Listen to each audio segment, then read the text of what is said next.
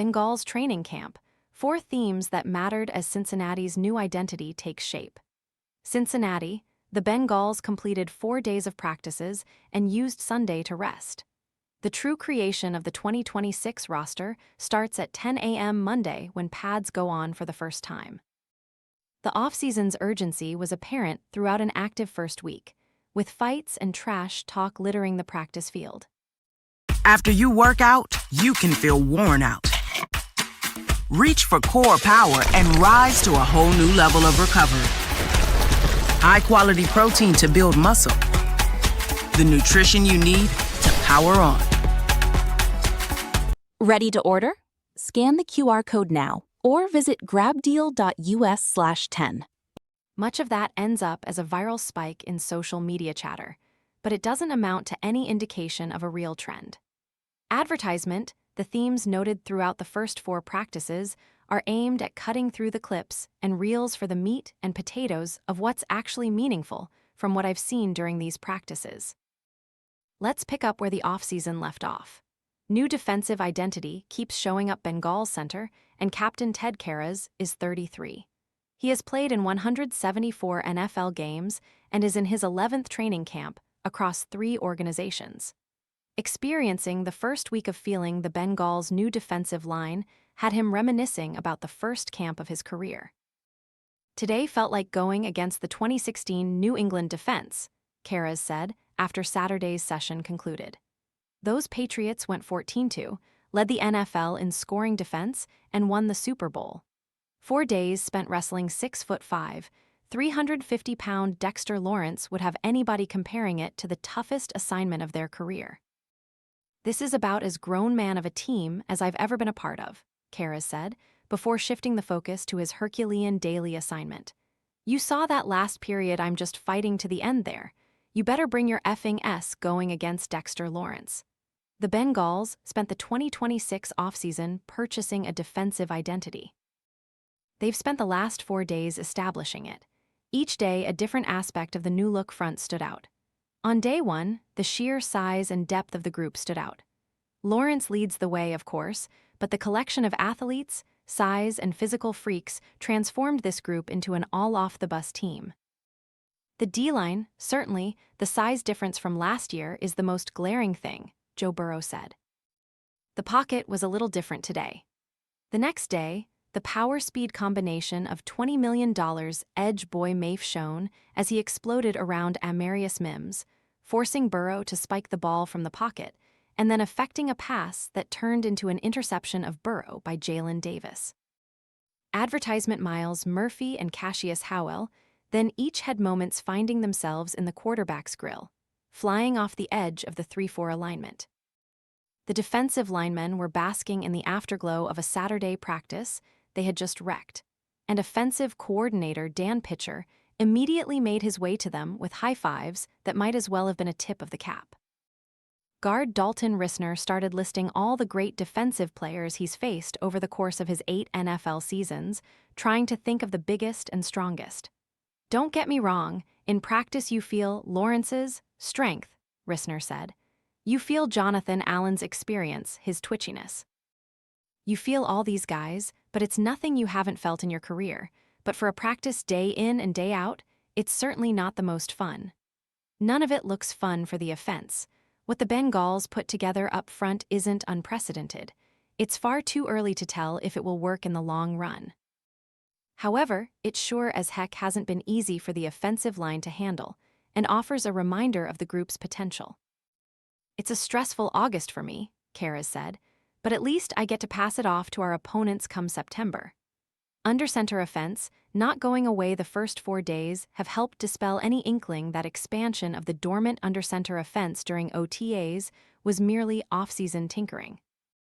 We've seen under center with play action and motion, and packages built off every wrinkle of that. We still don't know how serious the implementation will be when the games get real, but we do know the concept of adding that weapon to Burrow's arsenal has never looked more real. These allow Pitcher and Zach Taylor to tinker with new packages beyond the standard 11 personnel they have spent the majority of Burrow's career running as much as any other team. Advertisement, it offers expansion of the Eric All Jr. role as he looks healthy to an exciting degree coming off double ACL surgeries and getting hit by a truck in Greece. That's an exciting twist on 12 personnel that's gaining momentum. There's also a chance to dabble in 2 running backs, with Chase Brown's work training as a receiver growing the idea of using him in a versatile slot subpackage. The repetition also helps a Bengals offense that, between Dylan Fairchild and Risner, hasn't had this level of guard play in a decade, be able to lean on an under-center run game capable of bringing a new level of explosiveness. All of these have seen the foundation laid in the first 4 practices, and the next step will be about how much each specific element evolves when camp gets more physical. Either way, Burrow sounds on board with whatever direction it goes. "I'm very comfortable under center," he said. "And we haven't done it quite as much over the last several years, and we'll see what we evolve into this year. But if that's what's needed, that's what I'll do." Hierarchy at corner depth at cornerback has been one of the most concerning issues heading toward the season. Starters DJ Turner and Dax Hill were set, but the rest looked up for grabs among a handful of young, unproven, or journeyman players. The hierarchy looks much more established through the first week than the wide-open battle would suggest. Hill and Turner have been joined by Jalen Davis, as expected, with the starting group, and Davis has shown well, making the most of his opportunity. The second-string group hasn't changed. Often you'll see rotations from day to day or even drill to drill in a true competition. Instead, DJ Ivy and Tacario Davis outside and Jasir Taylor in the slot have taken nearly all the second-team reps. Josh Newton remains in the same doghouse that kept his snaps limited down the stretch last season. Ivy thrived as a third-down tight end stopper last year and will do that again, but the Bengals proved this week they are quite open to the idea of the 2023 seventh-rounder doing more. Advertisement, "I definitely feel like there is opportunity out there," Ivy said. "Any chance I get, I'm taking the opportunity to make plays and show the coaches I'm here to be seen and I'm here to make an impact." In December of Ivy's rookie season, he tore an ACL, and rehab caused him to start the 2024 campaign on the physically unable to perform list. Last year was his first full season back, and he mostly played on special teams. Now fully healthy and removed from the ACL injury, he might never have a better chance to prove he can play outside corner than this. Rookie Tacario Davis is looking to replicate what Ivy did as a rookie 3 years ago. Ivy splashed as a surprising star of that camp. Davis playing well wouldn't be a surprise considering he's a third-round pick out of Washington, but it would go a long way in making everyone feel better about depth in the secondary. He got his hands on a pass breakup for the first time in camp on Saturday and kept a quiet humility during his first taste of progress. "To get to where I want to go and be one of the greatest, you got to keep stacking days," Davis said. "It's a good thing, trending in the right direction, but keep moving forward. Instead of making the PBU, make the great play and get the interception." Off-the-radar receivers, 2 receivers made a notable impression in their first week of training camp. Noah Thomas, an undrafted free agent out of Georgia, created 2 explosive plays last week. The first was a contested catch, picking a jump ball off Ivy's helmet. The second was a deep ball from third-string quarterback Josh Johnson, with Thomas leaving the secondary in the dust after the catch. At 6'5", 203 pounds, the former 4-star athlete who played at Texas A&M and Georgia brings a T. Higgins-type skill set that could be of use in the back of the receiver room. The second receiver was Don't Mayers.